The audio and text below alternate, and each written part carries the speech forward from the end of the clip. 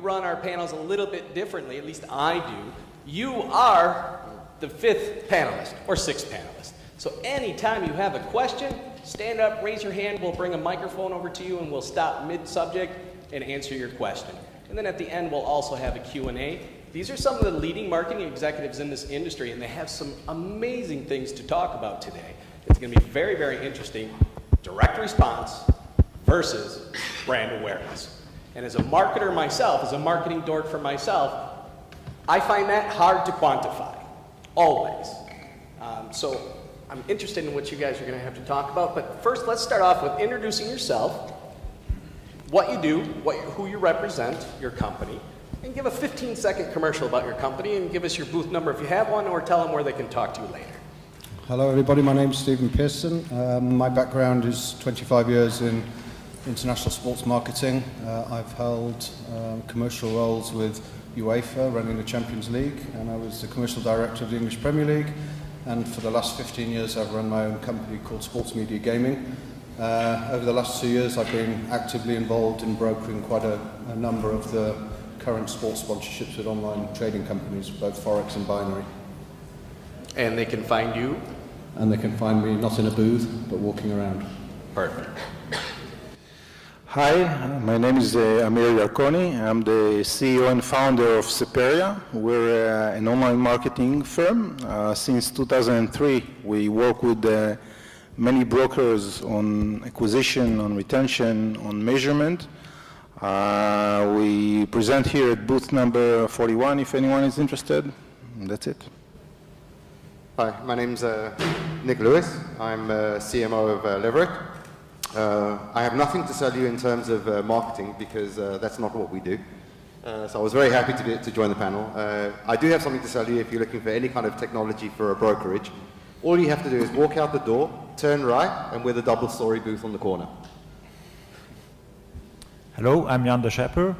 I'm head of marketing at Swissquote Bank, the Swiss leader in online banking. We are specialized in trading, and we have also solutions for institutionals like white labeling and liquidity.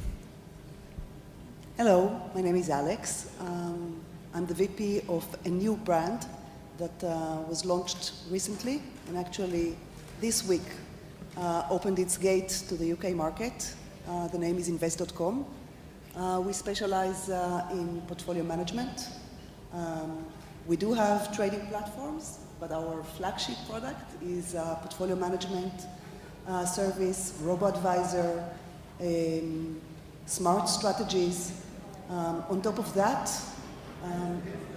we are specializing in alternative investments, so a very, very specific niche in investments.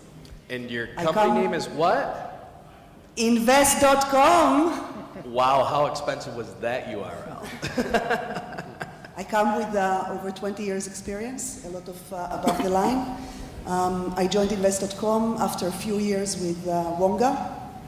The guys from the UK probably know Wonga. I was heading the international expansion of that brand. Great. All right, let's jump right in, unless you have any questions. If you have any questions, please stop me at any given time. First question, very vague, very general. How do you believe brand awareness can impact direct response? No particular order. I think from a sports marketing perspective, if I talk about that, when I talk about brand awareness, we can talk about brand awareness being sports sponsorship, and I think brand awareness can have a very important impact on direct response. Brands that are relatively new, Forex brokers are quite new in the main, who then partner with an organisation that might be 100 years old, such as an established football club, automatically then has that synergy of credibility, it's building up trust, and all of those I think can impact directly on the way that the brand can then use it in direct response marketing. The other key aspect of brand awareness when you're talking about sports sponsorship is that you have access to a large number of assets, use of player images, marks, things that you can then translate back into your direct response advertising that then creates a direct link.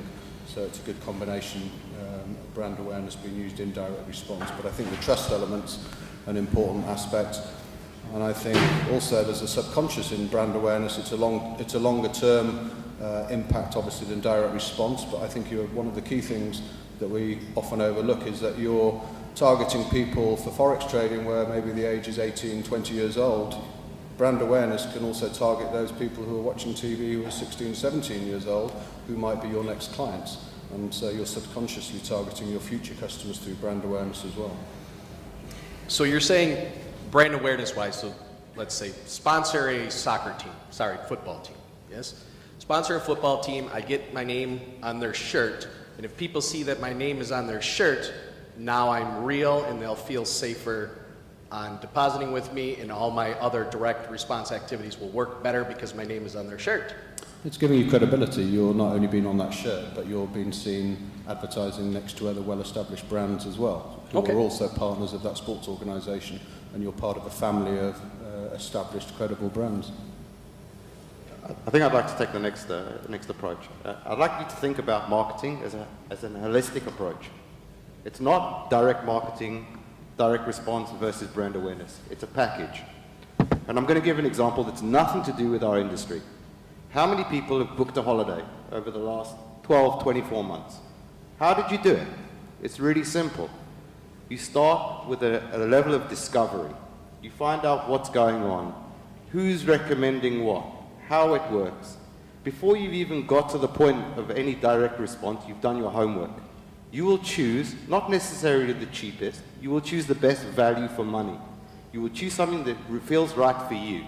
So unless you've built the package around it, you're not going to see the kind of response that you want.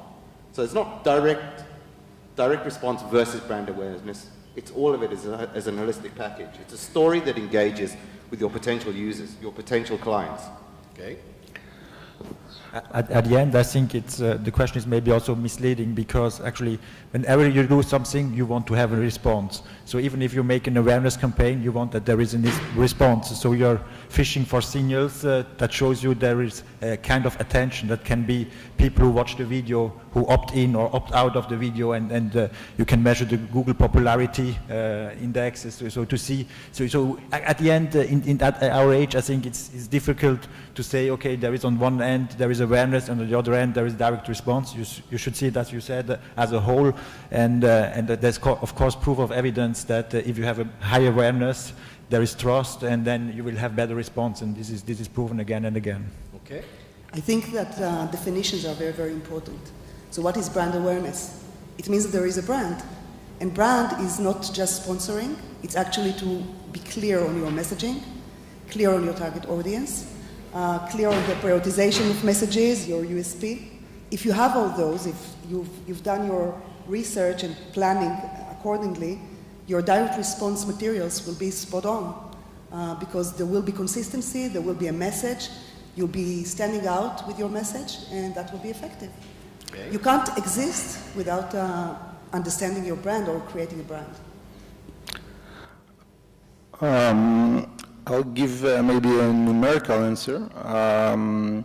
If you take two brands, one with an established brand awareness with a certain level of trust, and some brand new company in the market that doesn't have any brand awareness, then given the same ads, same landing pages, same everything, you'll see, and this is something that we have seen in our company when we marketed different kind of brands, that you get much better results in terms of click-through rate, conversion rate, and ultimately your cost per acquisition.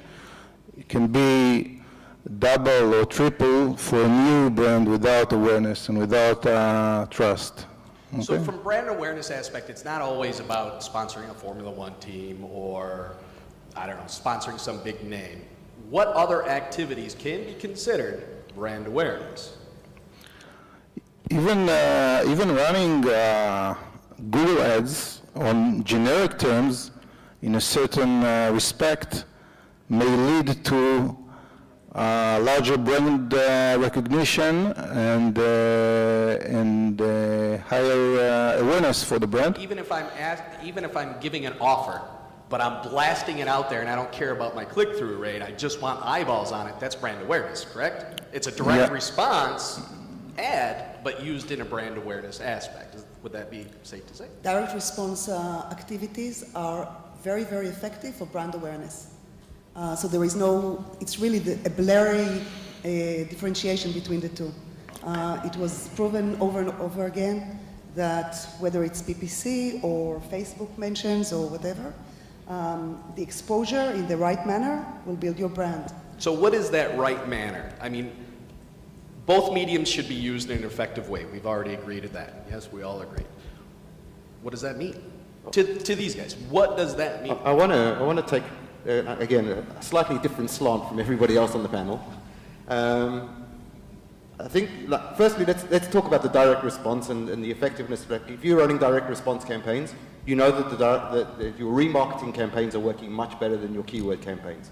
I think most people have had the same thing, and that comes some way towards brand awareness. But brand awareness isn't about spending money. You can use content marketing. Smart content marketing gets your story out to the public, and it gets your message that you want to give in a way that's very effective. If you can find a way of writing good quality content that's not selling your product, but assisting a buying decision, then you are creating your own brand awareness. So through SEO, obviously, yeah? It's not just SEO. It's about providing value. It helps your SEO. Why does it help your SEO? Because Google's trying to achieve exactly the same results that you're trying to achieve. They're trying to achieve a good quality search result, which means I've searched for something, and the top results that I get back answer the questions that I put into the search engine, okay? So if I've written good quality content that actually matches it, then Google's done its work. I don't have to sell my products through my content. I need to just provide good quality, trusting, even if it doesn't mention my company at all, as far as the context is concerned, just as the author, I become a brand authority in that area. And I think that's a way that a lot of companies can approach brand awareness. I just want to stop you guys 1 second, and I want to know who we're talking to. So how many brands out there, how many brokers out there are relatively new, less than 2 years old? Raise your hands. Hi. So, okay, not so many. All right, so now we know who we're talking to. We're talking to established brands.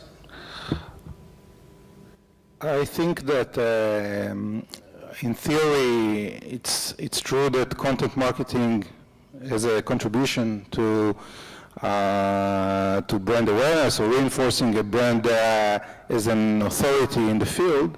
However, when we're talking about a saturated field such as Forex or binary options, whereas a huge amount of content is written every day, and most search results will go to big portals such as investing.com and others, you should build a strategy that is not only leaned on content marketing.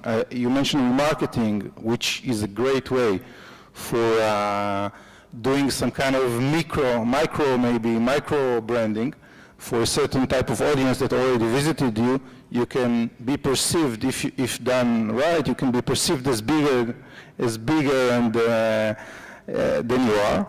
Of course, if you have the budgets, then I would say that definitely sponsoring Liverpool or Arsenal does affect the perception of your brand and does reassure a potential trader to deposit with you. Even if it doesn't make sense logically, I mean, if your name is on the shirt, psychologically the trader will feel more confidence to deposit with you than with an unknown name. Okay, so for the new brokers out here, you got a choice to cut through the clutter, because there's a lot of brokers. Let's face it, this market's getting very saturated, very cluttered. Everyone's offering the same product virtually, maybe some little tweaks and changes here, but you're all the same. For the most part, you can just change the color of your banner and you're all saying the same thing. Now, your choices. Sponsor Liverpool, finished. You're now on the map. People know who you are. If you don't have the deep pockets and the long arms to do that, what do they do? I think there are different opportunities if you're again talking about sports sponsorship, because there's opportunities to look at smaller sponsorships on a regional level and focus on one key market instead of going global. So many sports rights holders now offer the opportunity to become the official sponsor in Brazil, Mexico, Scandinavia, and bring the cost down by focusing on one market. Can I ask you the cost? I mean, what is the cost of Liverpool versus, I don't know, a local team? Give me a local team. I'm so not familiar with soccer, I apologize. If you're talking about sponsoring the shirt of a top team like that, you're talking about 25-30 million pounds a year. If you're talking about a smaller level official partnership deal, you're talking anywhere from £1 million upwards. That's getting more expensive now because Barclays are coming out of the Premier League, so there's more branding opportunities. So even a smaller team's over $1 million? Smaller teams, you can go right down and do deals through the levels. I've done deals with brands in other leagues for as little as 100,000 euros. So for a newer brand, that's feasible, right? 100,000. 1 million, you know, when the CEO is saying how many actives, it's tough to, as a marketer to explain. We're also seeing a trend now that's, you know, so many brokers are doing football sponsorship deals that for new brokers, I think it's also interesting to try and find a point of difference if you're talking about sponsorship, and we're seeing a big trend at the moment for brand ambassadors, where Forex companies and binary brands are becoming more personal with the marketing and aligning with an individual, and those types of deals can be much more cost effective as well. And dangerous. Tiger Woods, you know, that potentially, but they also offer great success if you get it right. And this is also content that brands can use in their direct response marketing as well.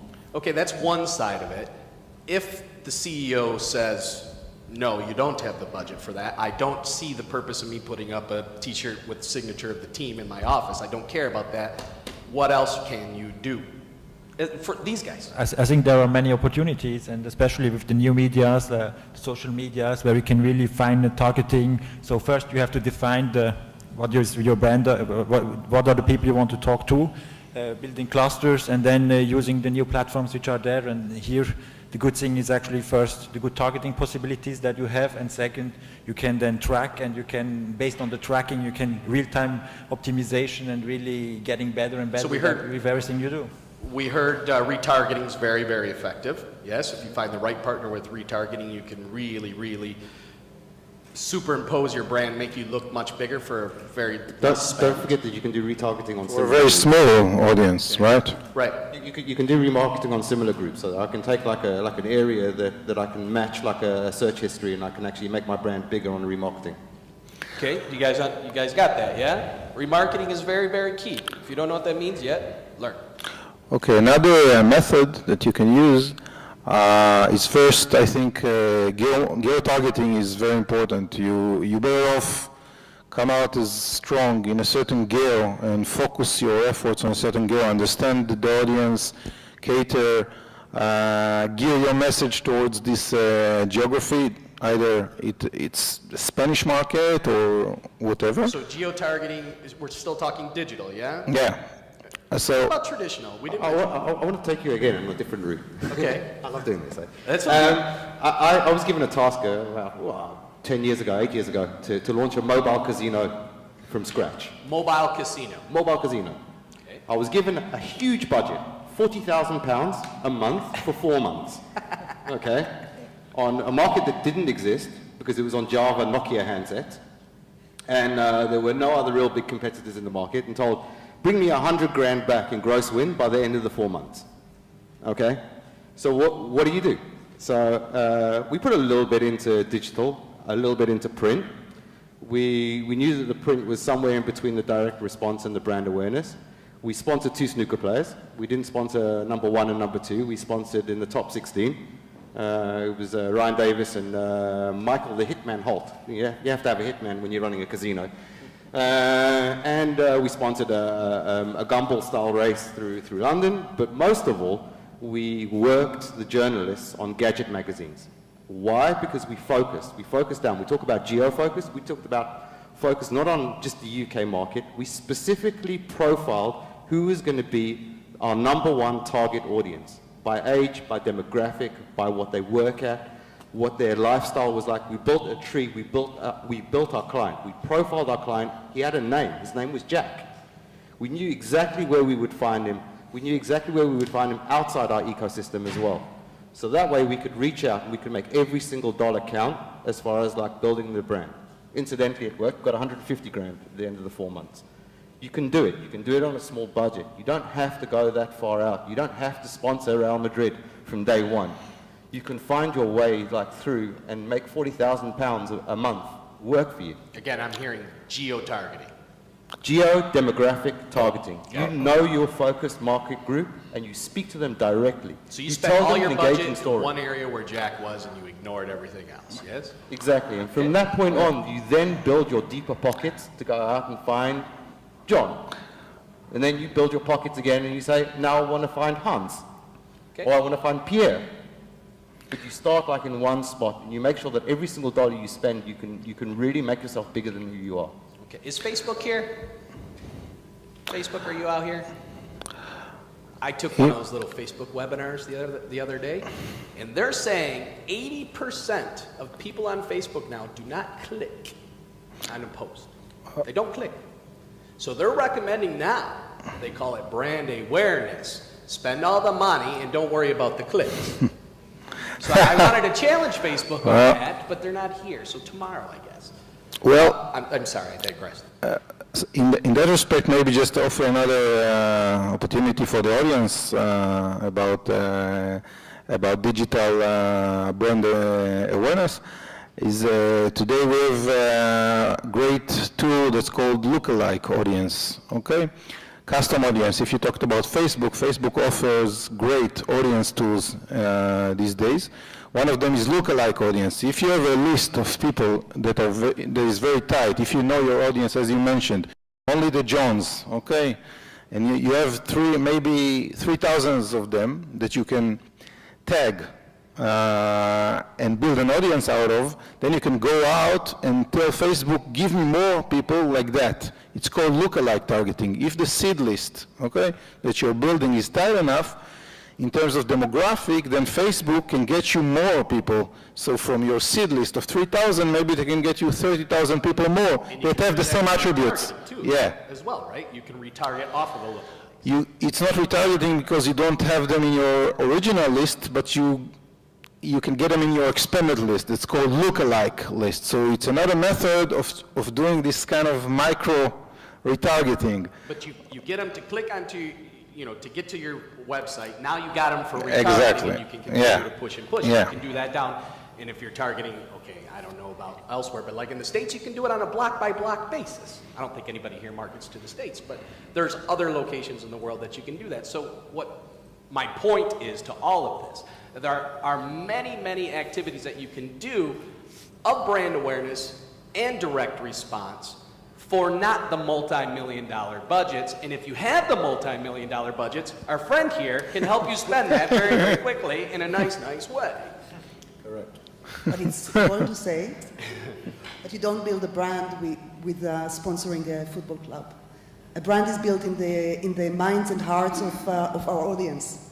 So what we need to do is just to ensure that we have something special to say to them that is meaningful, that touches their emotions, and then to keep on banging with the same message over and over and over again, consistency, across all channels. I'm not worried about not clicking on a Facebook spread or something that you put as a banner, because actually it means that these guys maybe don't feel that this is advertising.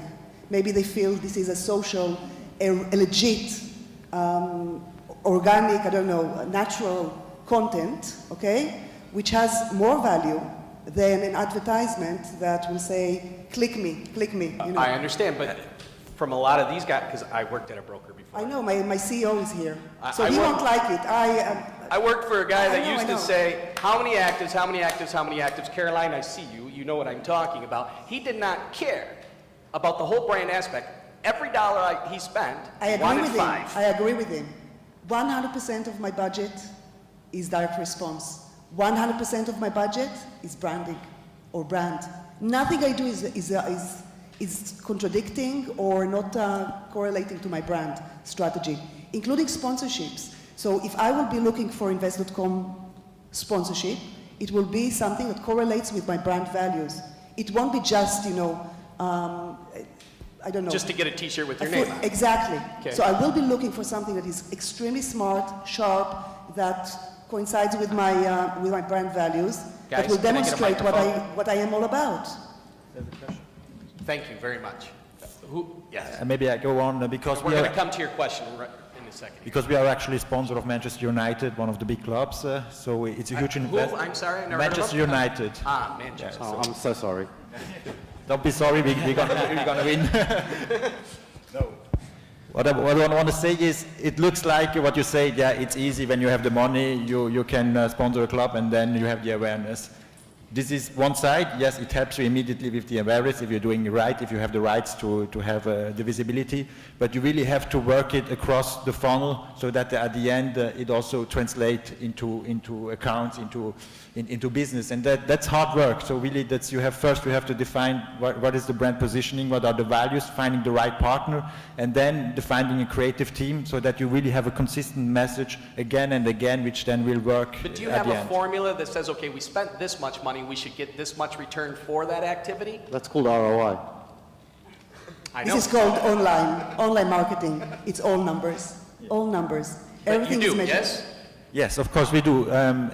You say of course, but I've seen it not happen. So I want to be clear with everyone.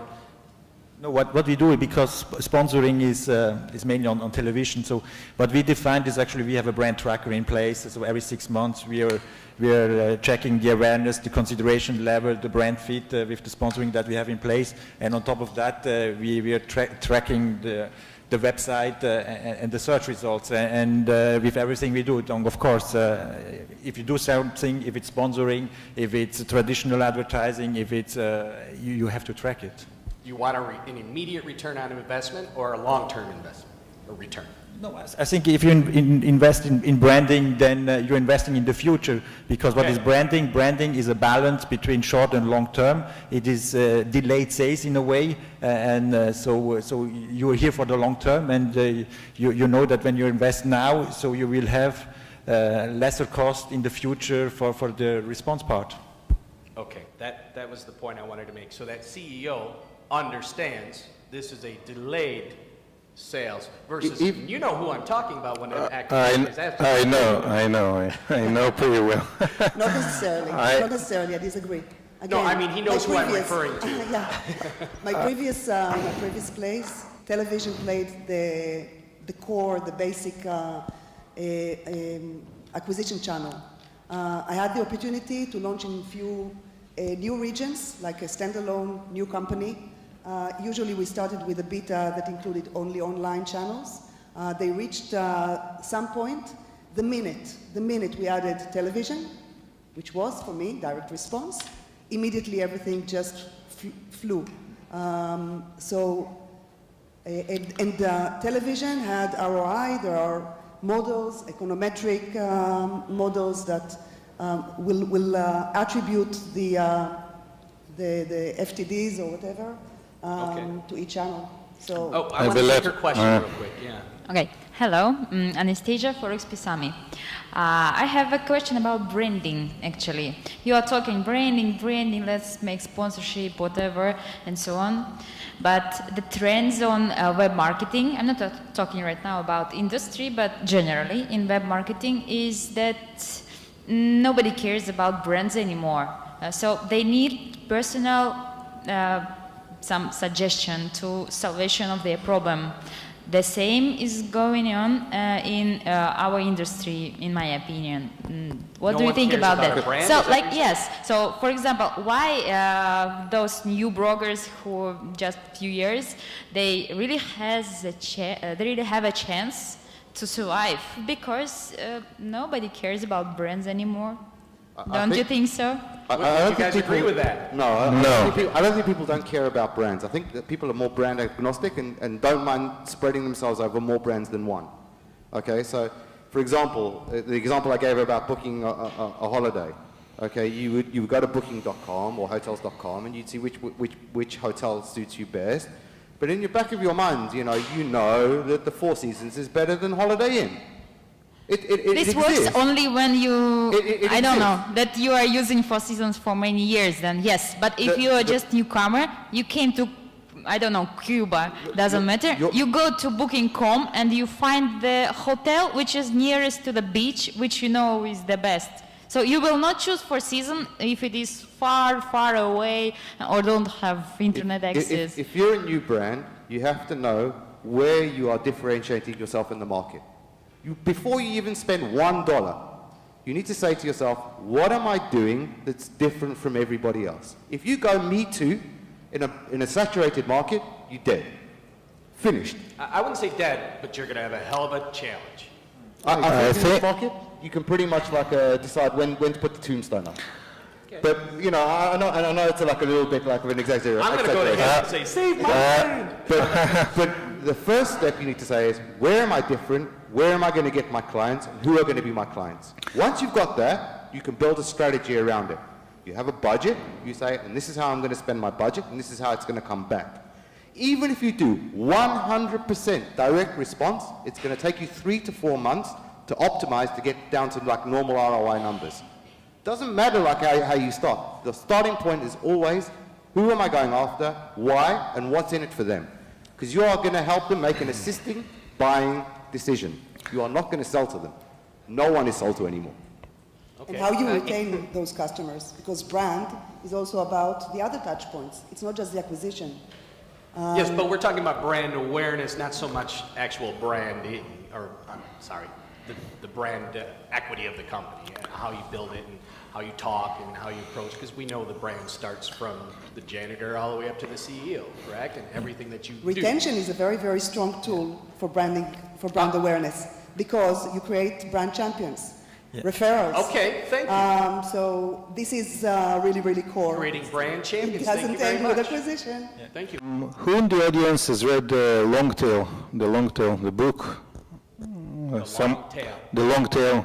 It's a very known concept in internet marketing by Chris Anderson as of 2004. I recommend everyone to read it. Basically, before the internet era, everything was much more centralized. Okay, it was much more expensive. The barriers to entry were much higher to get into any market, because the opportunities for reaching out to audience, the cost of everything was much higher. Now the cost of distribution is lower, and you can build kind of small circles and small audiences and build off of that. Just a second. So yes, to a certain degree you are right that whereas in the past there were only maybe 5, 6, 7 players in the market, or in certain industries there were only 2 or 3. Today, there are, as we can see in the Forex and binary industry, there are dozens and dozens of players, if not hundreds. Okay, each of them has a certain market segment. Some are strong in South America, some are strong in China, etc., etc. Some are good for this type of customers in the UK, and some are catering to Germans. So yes, people are more brand agnostic, yet it does not mean that there's no meaning to brand, because if you do not have any differentiation, if you don't have any USP, any message that you offer which is unique, which is interesting, which you reinforce consistently, then you will not be picked. The conversion ratio will be low, because very few people will select your brand over others that are more known, more recognized with certain value, more trustworthy, more aware. Well, that's one reason why new brokers and brands are aligning with these big sports organizations that have been around for over 100 years, because it's giving them instant credibility, because the consumer will know who Manchester United is, you know, with respect better than Swissquote was a few years ago, but now they will all know Swissquote because of the link to Manchester United. So they cut through the clutter. They just cut through straight away, I think, yeah. Maybe I can add something here. I think what is important is that when we look at the funnel, the conversion funnel, with awareness we are on the top of the funnel, and then with response we are on the below, where we want to demo accounts, where we want to account openings, but the real opportunity is in the middle. So in the middle there is really an opportunity for engagement, giving content on education, on research, on entertainment stuff. So here, and I think this is what is often missing, that people either they focus on awareness, so say on the shirt, or they do whatever, they spend a lot of money, but then they don't have the money or the strategy to fill the bridge between the awareness and the making the conversion. And here, if you make a good job in content marketing with hero content, with hub content, with help content, you really can build the bridge and you can be successful. How do you quantify brand awareness? Very It's a easy. difficult question to answer, I understand. ROI is ROI. ROI is ROI, You have a yes. budget, you have an entire budget, okay? Even if you look at it from the top level, you say, this is my budget, this is what I spent in total, and this is what I got back. Over X period of time. Okay. Over experience. I think it's more than just measurement. I mean, how you quantify brand awareness is on two levels. I think it's measurable ROI, but I think it's also intangible return on investment that you can't necessarily measure, but perception about your brand, how the people are thinking about your brand, that's all linked to But brand. how do you quantify? Let me offer. Go You on. want? It's a few things will indicate that you're going through to the right direction. One is the organic search. So Okay. whether the trend is going up, people are looking for you proactively. They heard about you, they think about you, they want to engage with your brand. Then you have the conversation in the social arena, the engagement in the social arena. Okay. There are tools to measure that. I have one big one. Sorry? May I throw it out there? I have one big one. The number of IBs you have. If you have a strong brand, an IB with much breadth, if you have a strong brand and you pay on time, and as promised, the IBs will come to you more than a new brand. Yeah, that's part of it. It's a huge part of it. I mean, It's I a big, think and by the way, you're right. Your brand is also reinforced by affiliate. If you're on many affiliate sites, then your brand is also getting a lift, right? Correct.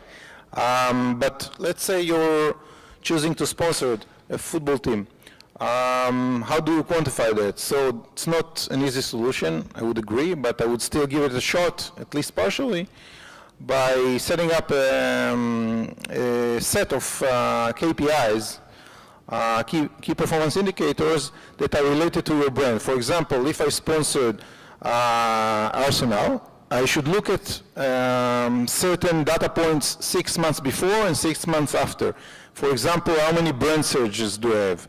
What's the CTR on my generic ads? Okay, how do people respond to my ads, and do I get a certain boost of clicks? This boost of clicks will both generate more clicks to me and also lower the spend on my ads, because all main ad platforms today consider you more relevant as you're getting more click-through rate. Okay? So you established before you spent it, yes?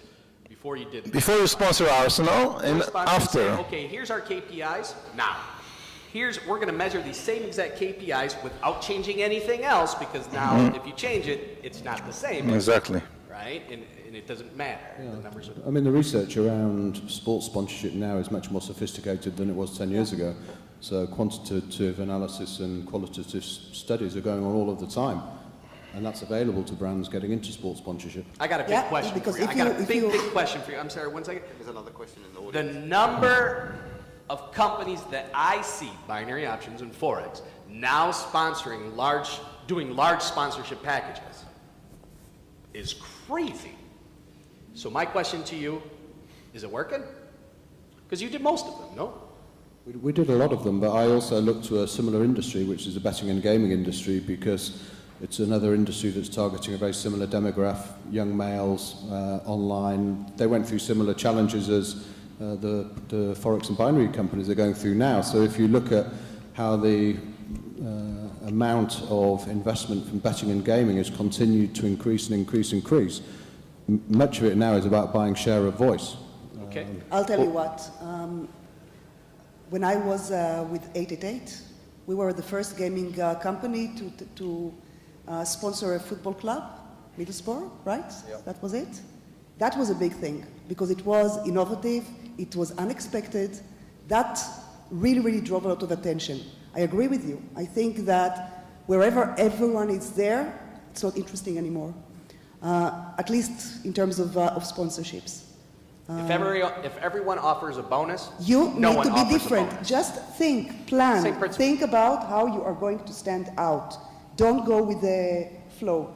Okay, we're going to take one question and then we're going to wrap things up. We're going to do a little parting statement and then... Okay, guys, I'm Renos Dimitriou from Conversion Pros and Leaderstry. I'm the Chief Creative Director. I've heard some great stuff about brands that should be applied and should be spread around the industry for more. But I hear you guys talk about brands as if it's an established thing, as if it's an easy thing to achieve. And I also hear about small brands which give the perception of brands. They're not quite brands yet because you're not a brand unless you have an opinion about what you do and an audience that actually follows you. But yet, in our industry, we have companies looking for leads without even being structured to create and convert those leads. What does sponsorship achieve, and why do companies still looking for leads beyond looking for brand structure and proper brand strategy and communication in order to influence and emotionally connect their audience to the brands? Because that's the only thing that really creates sales. Correct me if I'm wrong. I would say you're correct. I was going after the aspect they already did all that. Now, how do I get the word out there? Do I do only direct response, or do I do brand awareness, or do I do a little bit of both, and what can I do with a limited budget or an ungodly amount of budget? This is how I was going. Yes, we could speak for days on how to create a proper brand. And everyone up here will have everyone in this audience, in this entire building, will have a different opinion. Now, I was going off of they already did that. So if I already know, I got all my ducks in a row, I know how I speak, I know what my brand differentiation is, I know who I am, now how do I get the word out? What's best to do? Do I do this, or do I do both? Now, parting words, starting with you. I was going to answer that question first as well, because I think it's an interesting one where we've seen brands that have gone into sports sponsorship with a big sponsorship have come and said, well, it's fantastic, but we're generating too many leads to deal with. And is that a nice problem to have? Well, I suppose when I stick my logo on a high-profile team, I expect to have everything else. Once I get my brand out there, because it's a high-profile team, it will be viewed by millions of people. You can actually come and see audience and not. You can come and see Leverett, and we'll provide you with automated funnels. Automatic funneling won't give me what I'm looking for. But what I'm coming down to is I'm directing audience through your exposure right into my business environment, which is usually the platform or the website or the information platforms that I provide to my audience. If that is not aligned, what good is the sponsorship to my company? It's not, which we already know, and we said those were already taken care of, and we just took it granted, because otherwise we're going to spin this conversation into 15 different directions. Marketing, you know, marketing's not just one little piece. It's a big pie with a whole lot of pieces to it. So final words. I'm sorry. I was going to say finally that I think brand awareness and direct response work very well hand in hand together. I think it provides huge amounts of assets to use in your direct response. I think working them together, it's about finding consistent message across the marketing mix. I think small brokers as well as big brokers have as good an opportunity to create standout, and I think standout's one of the key messages to do. Look at what all of the peers are doing and find something to do that's different, particularly if the budget's smaller. And geo-targeting we touched on as well, so I think there's a way to grow by looking at a geo-targeted approach, even without thinking you have to go on a big global brand awareness campaign straight off the bat. Great.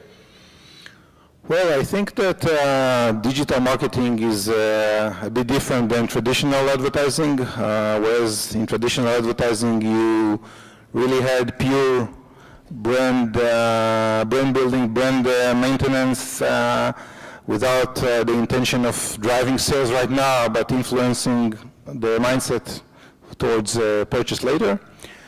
In digital, you should always have a certain mix in your ads between DR and brand awareness. It can't be 80% brand oriented, but it still should have 20% of offering the call to action, of offering an action to those that are ready to convert, to trade, okay? So you're saying 80-20 rule applies?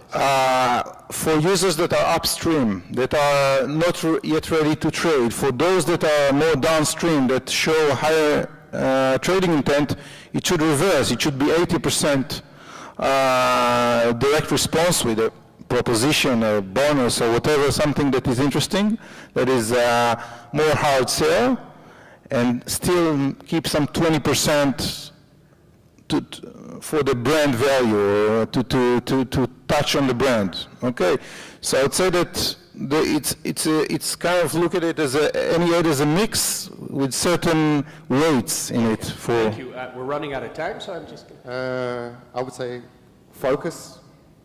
Find where your value is to your users. Understand where you're going to engage with them and what value you're going to give to them. At that point, you can start structuring your strategy and how you're going to go to market. That's the key. It's your homework. It's your background first. Okay. Okay. I think you have to understand the customer funnel.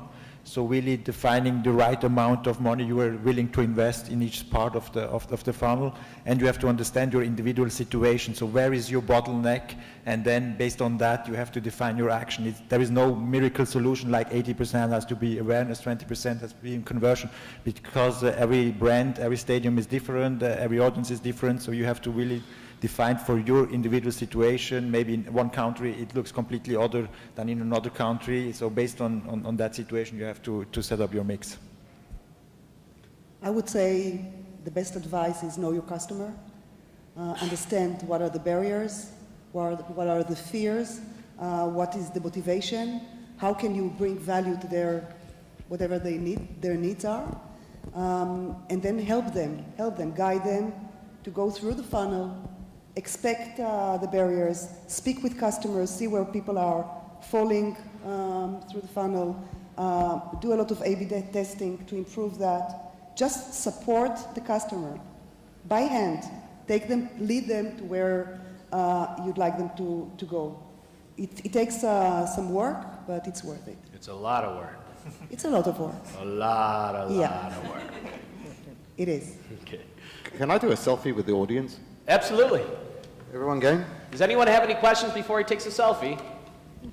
No? All right, go. You guys want to be in it? I'm good, man. I'm all right. Hi, this is the first time I see this one. Say spaghetti. Well, thank you very much. Hope to see you guys all tomorrow. Thank you. Thank you for our panelists.